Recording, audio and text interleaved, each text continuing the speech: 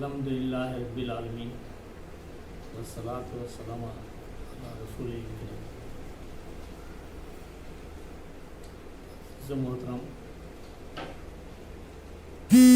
آپ سے جو خطاب ہوگا کل نفس ذائقۃ الموت، ہر نفس کو موت کا مزہ چکھنا ہے۔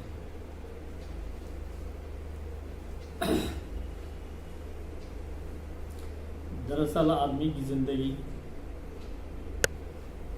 اور موت جو نے اللہ تعالیٰ جو دیا ہے، زندگی سے موت تک جو فاصلہ ہے، اس کے اندر آدمی کس قسم کا عمل کرتا ہے، اس آزمائش کے لیے اللہ تعالیٰ نے انسان کو پیدا کیا اور اس کو سزا اور جزا کا ایک قانون بھی پیدا کیا۔ اصل میں اللہ تعالیٰ نے انسانی زندگی کو اور موت سے جوڑا ہے، اور جس طریقے سے اللہ کی حکمت کے اندر انسان کی پیدائش کا جو تعلق خاطر ہے وہ اللہ کے ہاتھ میں ہے، اور موت بھی اسی کے ہاتھ میں ہے۔ مثال کے طور پر یہ بات اکثر کہی جا سکتی ہے کہ جس طریقے سے سورج کے نکلنے میں کوئی طاقت روک نہیں سکتی، اور اس کے غروب ہونے میں بھی کوئی طاقت روک نہیں سکتی، اسی طریقے سے انسان کی پیدائش کے تعلق سے بھی کوئی طاقت آج تک پیدا ہوئی نہ ہوگی کہ انسان کی پیدائش کو روک سکے، اور اس کے موت کے لیے بھی کوئی ایسی طاقت نہیں ہے کہ اس کو 2 منٹ کے لیے روک دیا جائے۔ دراصل موت اور زندگی آدمی کے لیے ایک آزمائش کے طور پر اس کو دی گئی ہے۔ آپ دیکھتے ہیں کہ اللہ تعالیٰ اس کائنات کو پیدا فرما کر اس میں انسان کی زندگی اور بقا کی ترقی کے لیے یہ ساری کائنات کو پیدا کیا، اور ہزاروں قسم کے جانور ہیں جس کے منہ میں زبان نہیں ہے، زبان ہے مگر وہ بات نہیں کر سکتے، اور انسان کو ایک عظیم نعمت کو نواز دیا کہ اس کو زبان کی ایک طاقت دی ہے۔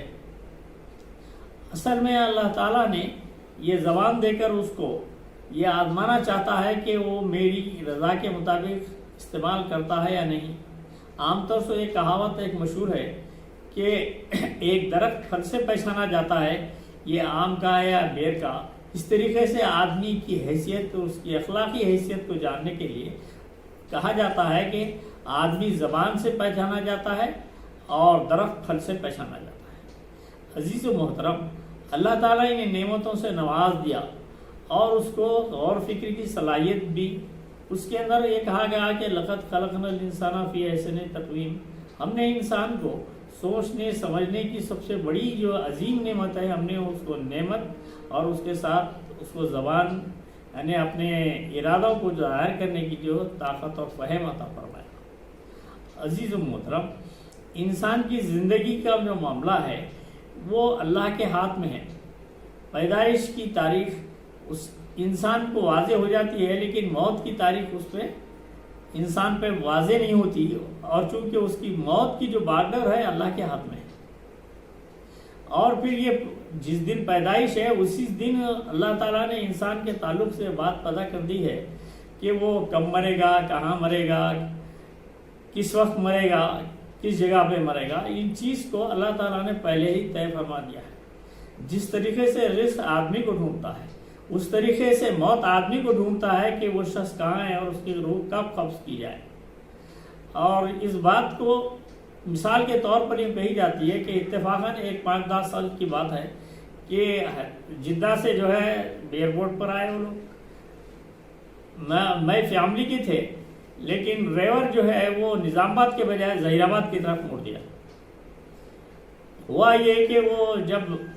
وہ کسی درخت سے ٹکرا گیا اور چاروں کے چاروں اس حادثے میں ہلاک ہوئے۔ تو اس مشاہدے سے، اس واقعات سے ہم کو یہ سبق ملتا ہے کہ اللہ تعالیٰ نے ان کو، اس کے ڈرائیور کو جو ہے سوچنے سمجھنے کے یا کچھ بھی ہو سمجھے کہ راہ بدل دیا، اور نظام آباد سمجھ کے جا رہا تھا، وہ ظہیر آباد کے قریب آیا اور ٹکرا کے ہلاک ہو گئے۔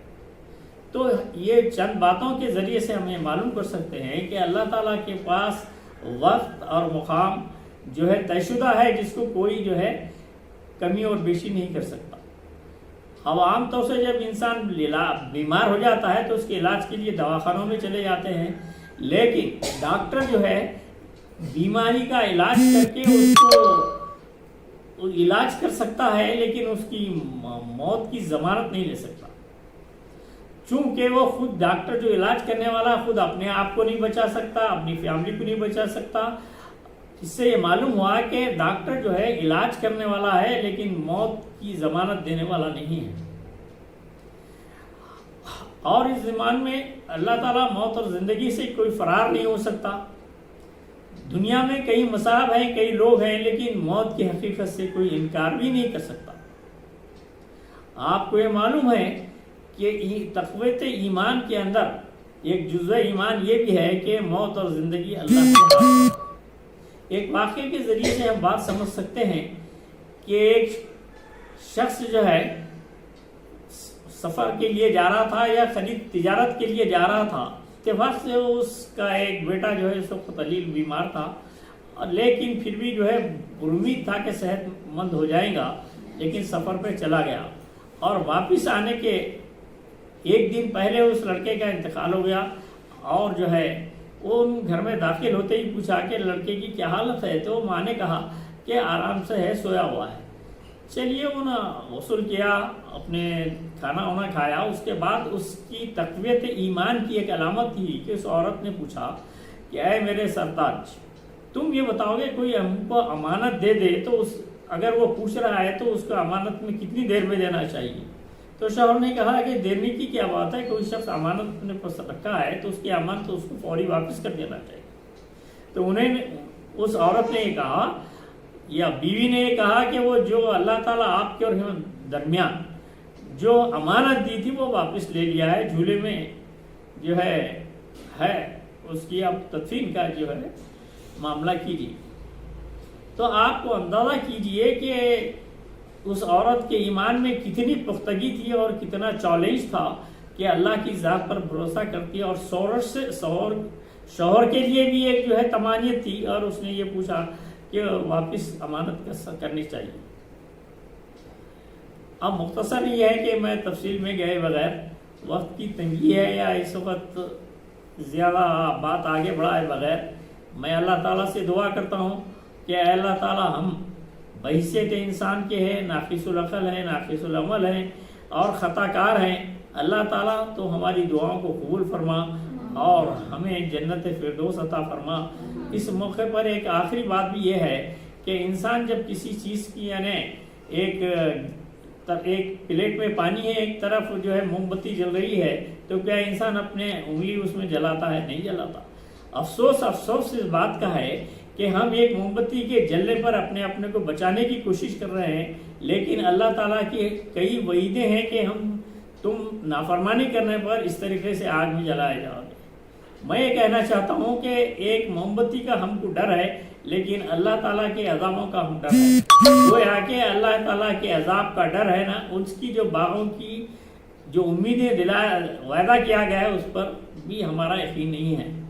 سبب یہ ہے کہ ہم نے اس دنیا کی زندگی کو زندگی سمجھا اور آخرت کی زندگی سے ہم غافل ہو گئے، جس کا نتیجہ یہ ہے کہ ہم اپنی زندگی میں بھول بھلیاں کی زندگی گزار رہے ہیں، جس کا ہم گریباں میں منہ ڈال کر دیکھیں تو ہم پر یہ بات واضح ہوگی کہ ہم دنیا کو ہمیشہ کی زندگی اور آخرت کی چند روزہ زندگی سمجھ رہے ہیں۔ یہ سبب کی وجہ سے ہماری زندگیوں میں بے چینی ہے اور پریشانی کا سبب ہے۔ ہم اللہ تعالیٰ سے دعا کرتے ہیں کہ اللہ تعالیٰ ہم کو تقویت ایمان عطا فرما، تیری جنت کے باغوں میں سے ہم کو ایک جنت عطا فرما، ہمارے تمام خطاؤں کو معاف فرما۔ وآخر دعوانا الحمدللہ رب العالمین۔